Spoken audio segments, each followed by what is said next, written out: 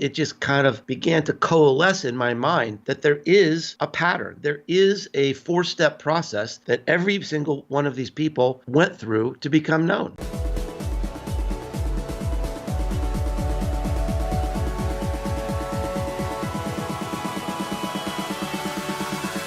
Hello, Sales Nation. Welcome to today's episode of the Salesman Podcast. On today's show, we have Mark Schaefer. He is an expert in personal branding. His new book, Known, which is all about personal branding, is available on Amazon. And that's exactly what we're talking about on today's show. But we're not talking this fluffy nonsense, which seems to be all over the internet at the moment, which is follow your passion and build a personal brand about the things that you love. No, we get super practical about it. We turn the personal branding conversation on its head from that side of things and align it with how we can use it to close more deals and progress our careers over the next 10 years as well. Everything we talk about is available in the show notes of this episode over at salesmanpodcast.com. And with that all said, let's jump into today's show. Hey, Mark, and welcome to the Salesman Podcast. So nice to be with you, Will. Thanks for having me. I'm excited to have you on, mate. You are more than welcome. And we're going to dive into a topic that I think has huge value for the audience now. We were just discussing this before I clicked record, and I genuinely think this is going to be the way business is done in 5-10 years before the internet changes again, and that next evolution of the internet, which is probably VR, the next arbitrage of it, which gets turned on its head, and this might not be as relevant then, but I think for the next decade, I think this is going to be a huge differentiator for every single person listening to this, whether they're in sales, whether they're in marketing, whether they're leadership, whoever it is, and that is your personal brand. So I'm going to ask you a super open-ended question to get us started. Super crazy open-ended, and then we'll kind of narrow it down and we'll get into why this is important for sales professionals. But starting off, just in sales and business, in life in general, why is it so important to use your phrasing, your terminology, to be known? Well, let me oblige me with a short story from my own life that really, I think, brings focus to this question. I'm an entrepreneur, and so by definition, I'm in sales. By definition, I'm in everything. Well, about 4 years ago, I was bidding on the biggest contract of my life. It was with a consulting agreement with the U.S. Air Force. And because I was bidding with this government agency, they had to go through this vetting process, very time-consuming process. And part of that, I had to go through an interview. So we got on Skype, and on the other end of Skype, the purchasing directors of the Air Force were sitting at this table. So it was a little bit intimidating. Now, I didn't know them. Never had heard of them before, had never seen their faces. I didn't even know who precisely was going to be on the call. So I started talking about myself and explaining who I was and what my accomplishments were. And midway through my explanation, the procurement director interrupted me. And she said, "Oh, Mr. Schaefer, we know who you are. We all read your blog." And at that moment, I knew the competition was over. I had won the contract. And the reason is I was known and my competition wasn't. Now, I didn't know these people, but they felt they knew me because for years I had built an emotional connection with them through my content, through my consistent presence on the web. And Will, as I started to explore this, when you think about it, almost every personal and professional objective today, you'll have an advantage if you're known over the person who's not known. And so that's what my book is about. I was obsessed for the last 2 years trying to figure out, can anybody be known? How do you do this? Is there a process you can follow? And the answer is yes, there is. For sure. We're going to come on to the process. We're going to come on to the pattern that you found and the congruencies between the different people that you interviewed. But having told your story, I've got a very similar one, which happened this morning. So UK time here, it's now Awesome. it's just going on 2:45. So this happened literally a couple of hours ago before I got on the first Skype call of the day to do the first interview before yours, Mark. So I think by the time this show goes out, we will have done a couple of live events. In which case, in which scenario, we're taking the Salesman Podcast live. We're doing these interviews in sales conferences at the moment, and we're gathering together all the leaders, all the speakers, anyone who's attending the conference that I think would be a good interview, and we're sitting down on 2 chairs and we're having this conversation in person. It's all going up on YouTube, on Facebook, everywhere else, and it's almost like a separate parallel channel to the Salesman Podcast. We've got the Salesman Podcast Live. So I've not actually done these events, but as I said, when this show goes out, they'll have been done. They'll be online, and people will be able to view them. So if you go to salesmanpodcast.com, listeners, Sales Nation, you'll be able to check them out. So I've got these 2 in the diary. I've reached out to a bunch of people now. Everyone's booked in. The recording schedules. I've got a room for about 16 recordings over the 2 days of this first one in San Francisco, and already it's overbooked, which is fantastic. And so two scenarios happened, which is similar to what you just described. One, I was reaching out to all these people, and I was kind of going, please come on and be interviewed. And the response, as I described, it was awesome. There's now more people that want to be interviewed than can be interviewed, and it's because half of them listen to the show, and I didn't realize that. Wow. Which is a stroke of my ego, and it's a kind of like stroke of the show's ego, that we're now building enough momentum that genuine influencers within the industry that I'm looking up to, and I'm nervous about asking on the show, they're regular listeners to the podcast and are excited to come on. So that's one end of it. But what really resonated, you telling your story then, Mark, was this morning I had a phone call with another sales conference, one of the biggest in the world, and they reached out to me, having seen that we're going to these 2 events in March. They reached out to me to see if I would come to their event.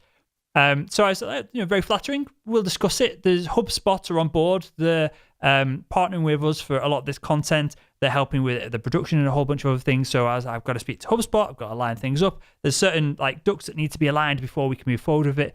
And then at the end of the conversation, they dropped this bombshell, and that was, someone else reached out, some other podcaster, I won't name names kind of thing, but someone else in the sales space, and they were like, that other sales podcaster had essentially seen what I was doing, wanted to replicate it, and was reaching out to the events that I wasn't planned in to go to yet.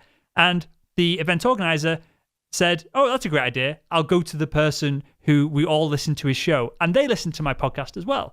So it was someone else. They're not. I don't consider them a competitor at all. I don't think podcasting is a zero-sum game in the slightest. But essentially, a competitor, if we call them that, it's a competitor for my audience's attention. I'd set up a conversation that someone else had reached out to me to get me to come and do business with them, and that is down to 100%.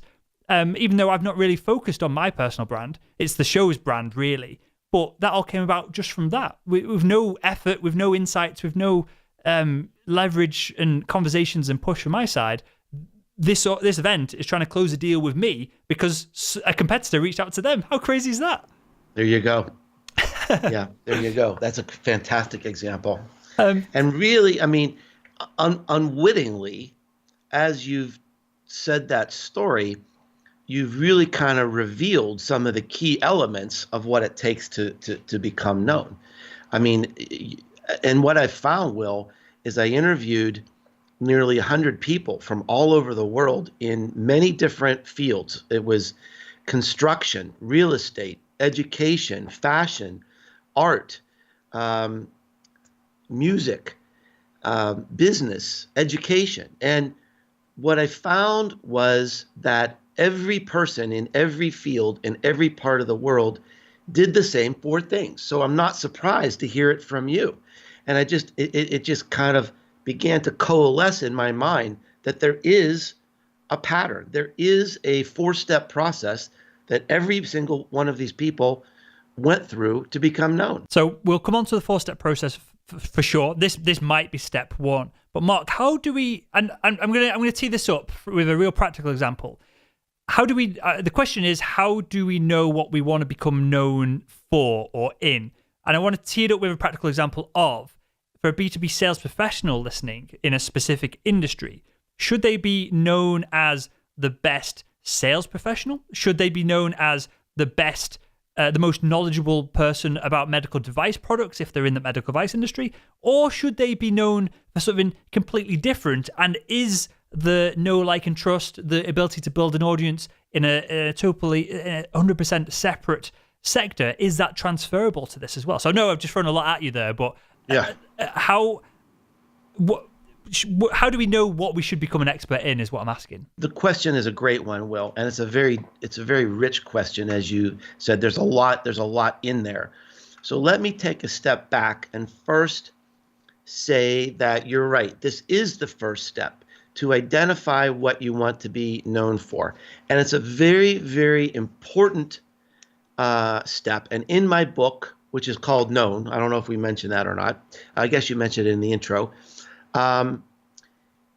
So the first thing I establish is the difference between a passion and a sustainable interest. And I think this is one of the big myths in the business world today.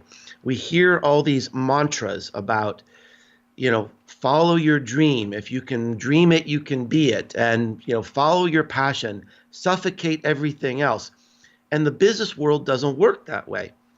And it's not just a difference of opinion. The research doesn't bear that out either.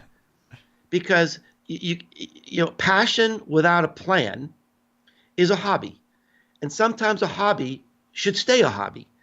Now, your sustainable interest, what you want to be known for. I have exercises in the book to help people identify this. But basically, the key words are sustainable and interest. Sustainable, you're going to be living with this for years. You have to sustain this for years. So it better be something that has an audience out there big enough to help you achieve your goals. So let's look at that. Let's do a little research.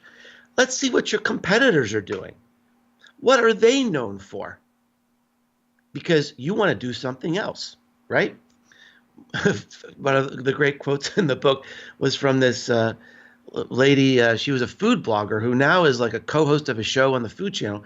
She said, you want to be the Fruit Loop in the bowl of Cheerios.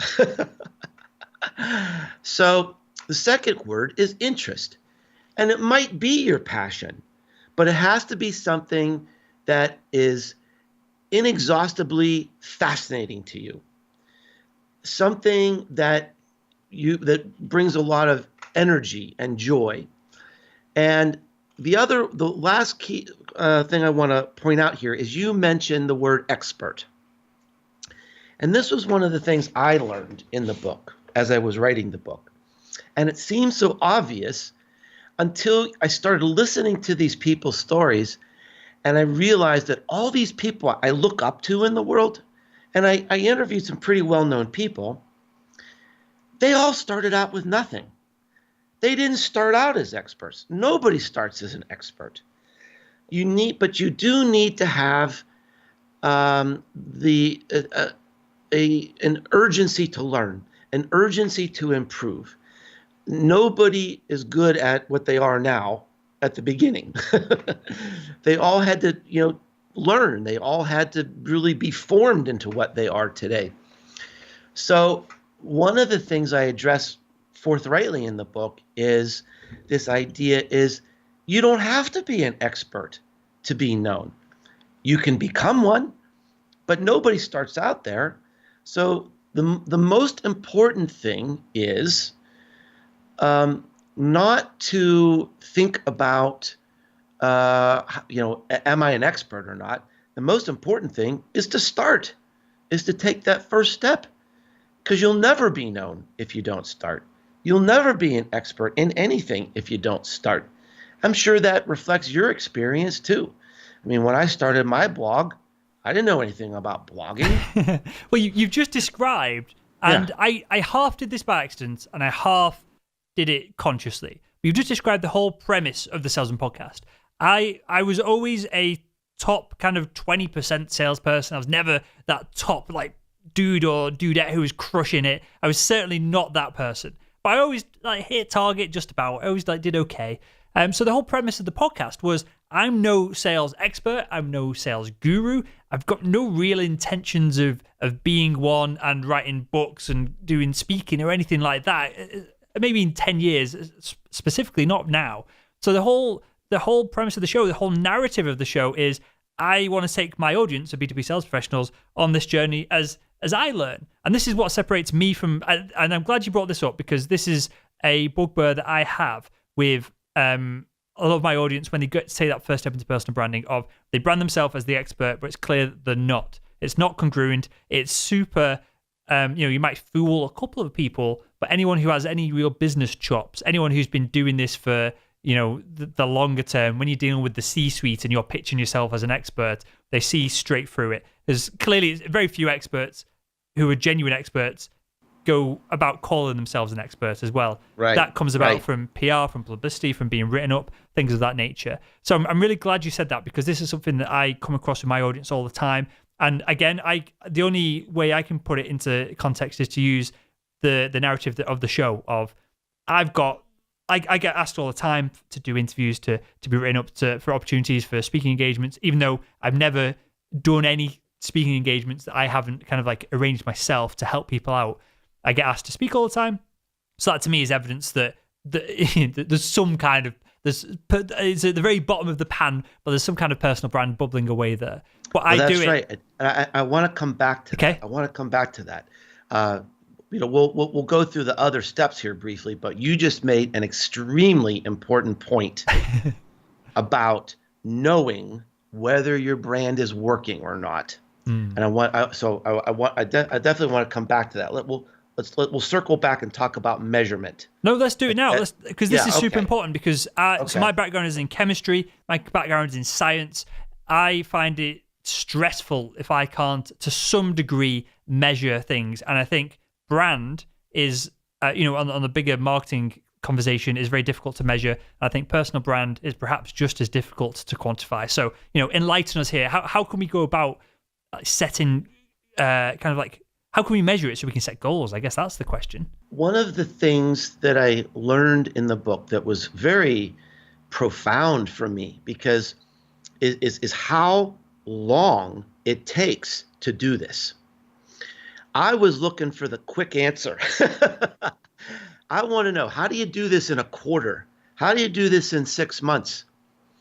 And the answer came back, Will, is that on average, it took 2.5 years of creating content consistently, of identifying what's your sustainable interest, where's your space on the web, creating content, building an audience. Those are the 4 steps. 2.5 years. And so there is no quick answer. So one of the things I talk about in the book is how do you know to keep going? How do you know whether you should pivot or whether you should quit or whether you should keep going? Because the biggest mistake every single person pointed out in the book is that people quit too soon. They don't hit that tipping point. They don't give themselves the chance. So in the book, I've got a little exercise, and there's a workbook available on Amazon that goes with the book. And in that, there's a template you can download for free, a spreadsheet you can use to track your progress. And the key is looking for qualitative indications of awareness. So everybody wants more sales, right? Everybody wants, but it doesn't start there. If you try to start with sales as your goal, you're setting yourself up for failure. It may take 2 years, 3 years. The one extreme example in the book, one guy worked and sacrificed for 5 years before he's able to quit his job and follow this other thing that he was building. So that's a quantitative measure, sales. But a qualitative measure is being invited to be on a podcast, being invited to speak at an event, being asked to contribute to some roundup post on a blog, having someone come to you with a question as an expert. You told the story about someone reaching out to you to be involved in some event because they were approached by one of your competitors. Those are all qualitative indicators your brand is growing. The awareness is taking. It's happening. Those are leading indicators to personal branding success and that you will achieve your objectives. And I also want to be clear that that everyone's objectives aren't necessarily sales. So let me jump in here, because this is something that I really want to dive deep into. Yeah, sure. Should we be forgetting about closing more deals, and should we be talking about a higher level, a bigger game here of, if you become a known person in your industry, you're going to go from a sales professional not to a senior sales post, but to you're almost like an entrepreneur within your organization. You've got the opportunity to move to competitors. You've got all kinds of crazy other opportunities that come about from it. So it's not about hitting target. Obviously, that is great, and that's a byproduct of it if you stay in that traditional sales role. But should we be reframing this whole personal branding conversation, which is brilliant because you said this, because no one else has. All the other guests that come onto the show haven't talked about this on this high level. Should we be framing this as, I'm going to dedicate the next 5 years to X, Y, Z, and that's going to, the opportunities that come out of the other end, I probably can't even comprehend or conceive them, but it's going to be worth it. Is that the goal we should be playing? Is that the end goal of all this? I think you're correct on two counts. Is that, first of all, you won't be able to really conceive of all the things that are going to happen, and I've got examples of that in the book, where once you have this advantage of being known over other people, all these doors begin to open, all these opportunities, and you can't really imagine what the end result might be. But I do think you should have some objective. You should think, this is what I want to be known for, and this is why. Now, so let me unpack that a little bit, because, again, you're asking me unbelievably amazing questions that are really have profound implications. I'm asking you questions that I want to know the answers to. I'm genuinely, I'm going to go back over this myself and double down into it. So, I mean, I think an objective might be, I want to be relevant for the next 5 years. I want to have more doors open to me for the next 5 years. I want to be invited to speak at an industry conference, in 2 years is my goal.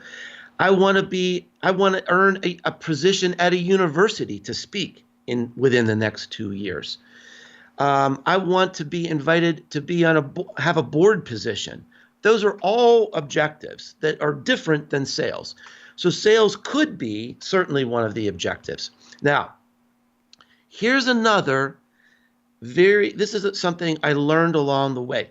As I was interviewing all of these people, I started to hear something over and over again. The reason I do what I do, the reason I keep going and I've been able to persist, is I know I'm making an impact on people. I know people appreciate what I'm doing. I kept hearing this over and over again, Will. And then as I was going down this rabbit hole, I read this book on a research a woman did on how do they persevere? Why are some people grittier than others? And she identified 4 characteristics, and one of them was purpose. And all the dots started to connect for me, that you have to persevere. Passion is common. Endurance is rare. I think endurance and consistency and tenacity is more important than a big idea, than being an expert. The people who will endure for that 2.5 years or 3 years, those are the ones who are going to become known.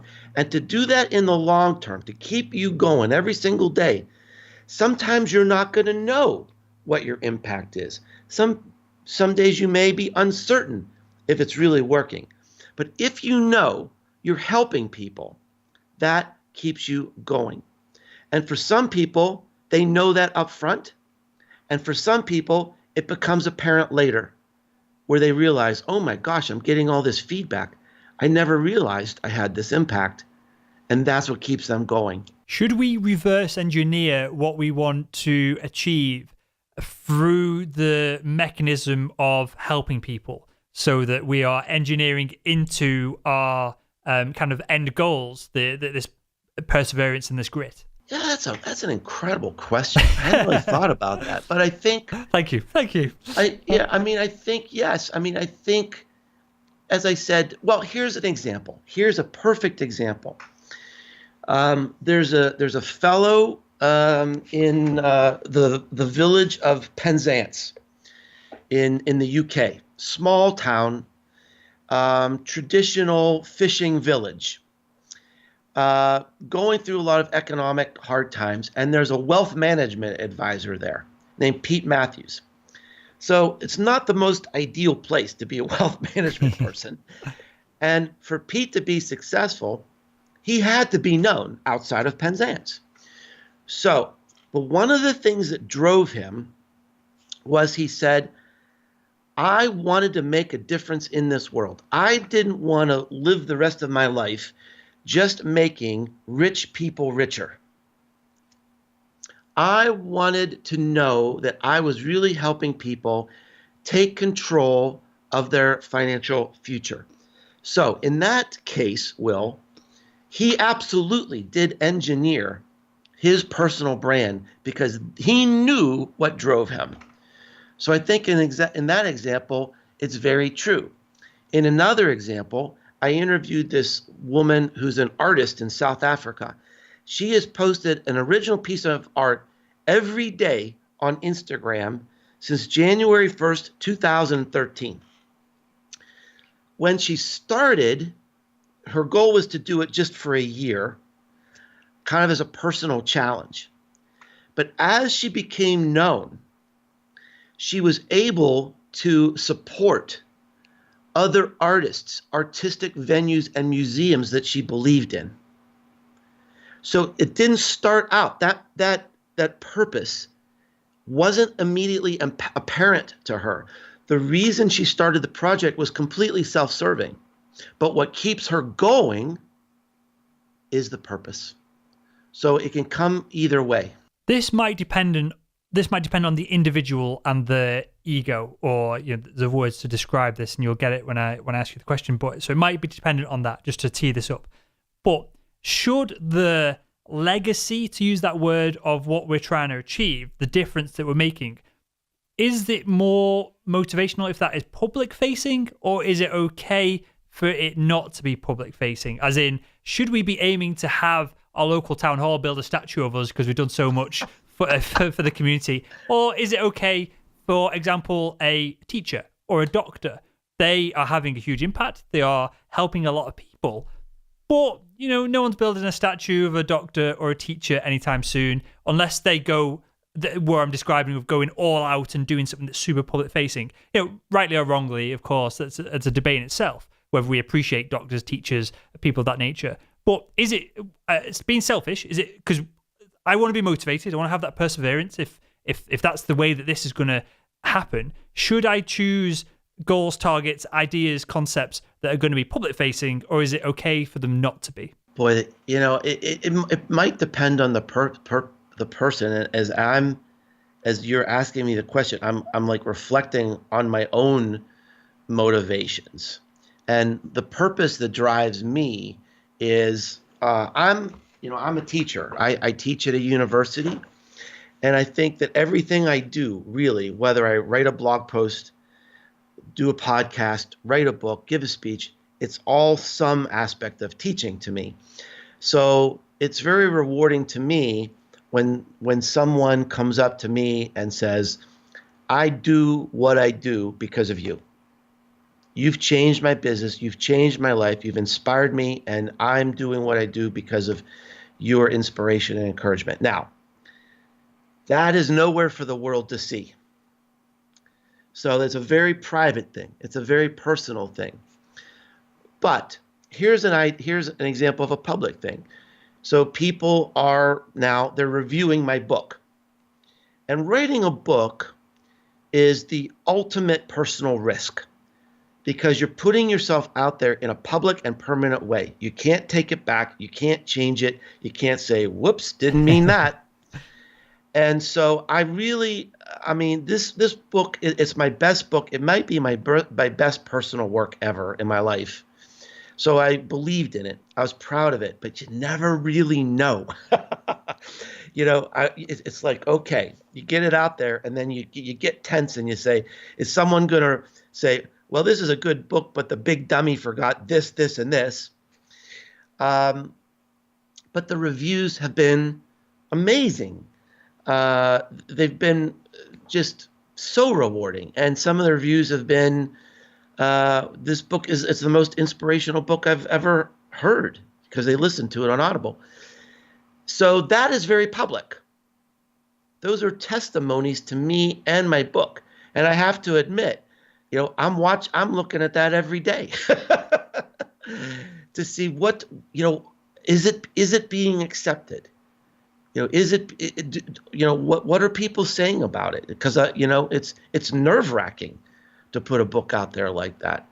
So for me, it was kind of both. I guess it's a very personal decision. Interesting. I think that could go down the conversation of whether you're driven by internal intrinsic factors or whether you're driven by, people complimenting you from the outside, and sales has both of those types of individuals within the it's another conversation entirely to go into whether, not you personally, but throughout this process, whether people need gratification, that's probably the wrong word, but acknowledgement from others to feel happy themselves. That might tie into it as well. There's nothing wrong with that.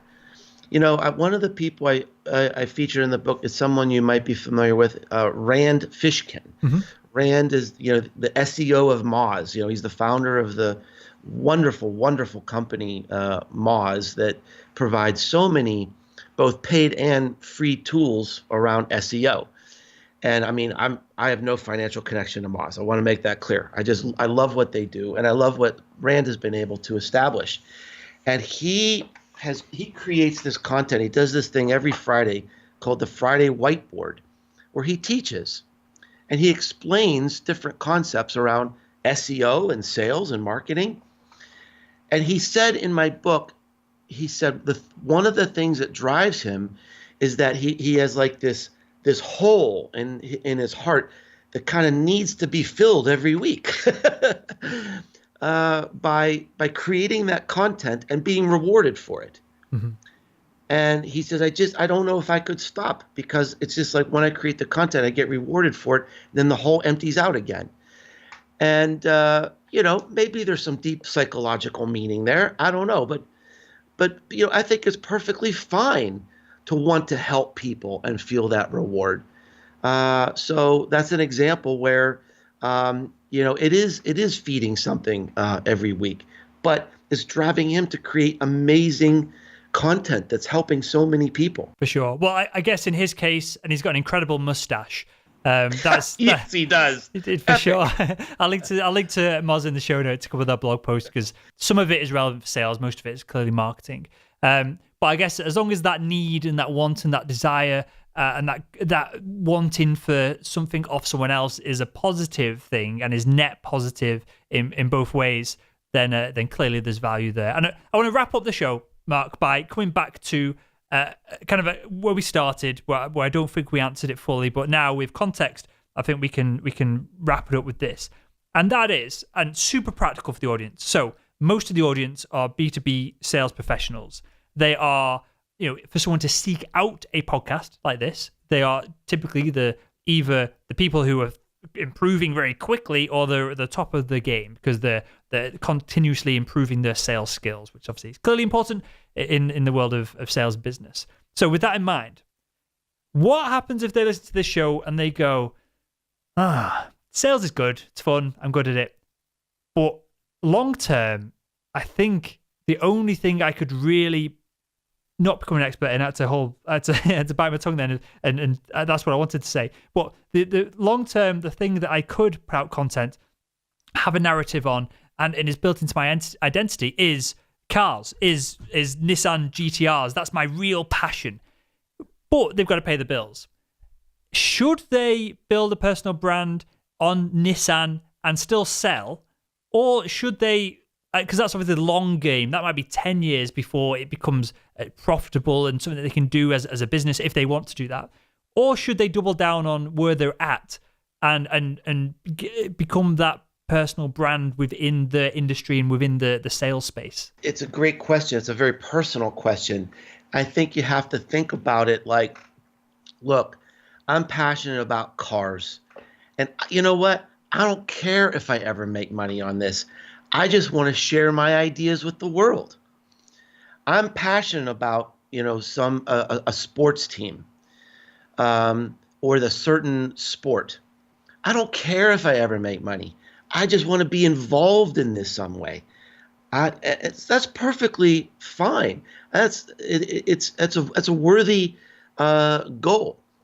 But I think if you want to turn this into a business, if you want this to be part of your B2B sales career, you do need to be intentional about it. You do need to be mindful about it. And an example from the book, there's a guy that graduated from high school, had no life skills, went into the armed services, became an officer in the armed services, and he grew up in a very poor family. And when he put on this uniform for the first time, he felt something he had never felt before. He felt respected and proud, and it helped his self-image. And he started thinking about how what you wear can help your success, can help your performance. So he got interested in this. He couldn't get it out of his mind. So he started, long story short, he started creating content, blogs, and eventually videos on fashion tips. Now he's a multimillionaire. He can afford any suit in the world. But his passion is motorcycles. He said, but that's not what I want to be known for. My goal is to create a business so I can give my children the options to do anything they want in their lives. That's my goal. I never had that option. So that's what drives me. So I had to find something that I loved, something that was sustainable, but there also has to be a big enough market there of people who are willing to pay me. And that's the process in the book that I beg people to follow. Don't just follow your passion. The world doesn't work that way. There's lots of people who spend their life savings opening a photo studio or opening a bakery because they love to cook. They love baking, and they fail because they don't have a plan. They haven't done the research. And I'm just begging people, take a couple days, read my book, go through the exercises, have a clear view. It doesn't have to be perfect. It can evolve, but take a shot at giving yourself the very best chance to succeed by thinking through a plan. Love it. I just want to take note here on you've just aligned that in a way that I've never had anyone else on the show align it. So this isn't obviously a show for entrepreneurs. It's not a show for aspiring entrepreneurs where there's loads of conversations of just follow your passion and follow your dreams, and if you do it long enough, it'll happen. And there's clearly loads of that's not true. No, it's not. It's not. And what you just described was not compromising, because that's negative in my mind. Right. But it's being strategic about it. Exactly. And that's you're being the first intentional. person. Intentional. Yeah. That's your word of describing it, and I really appreciate that, Mark. And with that, mate, I've got one final question to ask everyone that comes on the show, and that is, if you could go back in time and speak to your younger self, what would be the one piece of advice you'd give him to help him become better at selling? Probably start your personal brand another 15 years before you did, I imagine. I cannot tell you how many people have held up that book and said, I wish I had this 15 years ago. I think the advice I would give my younger self would be to be humble, to be patient. You don't know it all, and there's a big world of learning ahead of you. So just be patient, be open-minded. Just keep working hard. You'll be an expert someday. but it doesn't happen all at once. Amazing. And let me ask you this, just a final question. How long from so I know a bit about your background, like pre kind of book and that side of things. So and so maybe this needs a tiny bit of context, but how long did it take you to go from wanting to start write books and things of this nature and the teaching and all that to the point where measurable things were happening, such as maybe podcasts weren't as popular as they are now, but things of that nature? When could you first quantify the brand that you had? How long did it take for that period? Well, I would say I fit in that same category. It was about the 2.5 year point, but I was smart enough to recognize milestones that kept me going. So, for example, when I started my blog, look, I didn't know what I was doing, and I was terrible at it. Really, I was terrible at it. But then I started to get a few readers. I started to get a few comments. I got a couple interesting business connections from the blog, and I changed my view. My blog used to be, if I have time for it this week, I'll do it. Then I realized, see, there are these qualitative measures, comments, connections, new business leads.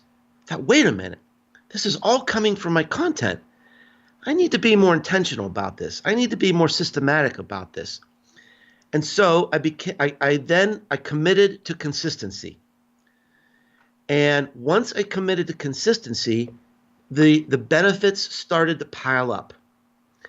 And it was at that 2.5 year point where I was approached to write a book. I was approached to start doing some speaking things. These are now quantifiable financial benefits, but it wasn't in year 1 and it wasn't in year 2. Now, I had another business going at the same time. I wasn't broke, I wasn't starving, but in terms of the quantifiable benefits from the work I was doing building my personal brand, I was right in the middle like everybody else. 2.5 years, I would say. Amazing. I appreciate that. Thank you for the context, because especially when someone is talking about personal brand, to understand their journey, I think adds depth to the conversation. And with that, Mark, we've mentioned the book, but tell us where we can find it. And then I believe we're going to be able to grab a free chapter as well. Yes. I'll provide a link where you can read the first chapter of the book on me as my gift to you, because look, I made my career in B2B sales. I am a B2B salesman in my heart. Anything I can do to help my brothers and sisters out there, I want to do it. So here's a free chapter of the book. I hope you love it. And come visit my site. It's businessesgrow.com. I've got a blog. I've got a podcast there. And lots of other resources that can help you. And I hope you love my book. And like I said, there's a workbook that goes with it too, with some bonus material and free downloads that can help you get focused and on your journey to become known. Good stuff. I appreciate that, Mark. I appreciate your time. I appreciate that you, as I said before we kind of wrapped up then, I appreciate this idea that it's not that simple. It takes a little bit of time. You shouldn't follow your passion that is perhaps fleeting and try and build a brand or a business out of it. I appreciate that, and I appreciate you getting real with it all, mate. And with that, I want to thank you for joining us on the Salesman Podcast. Thank you so much.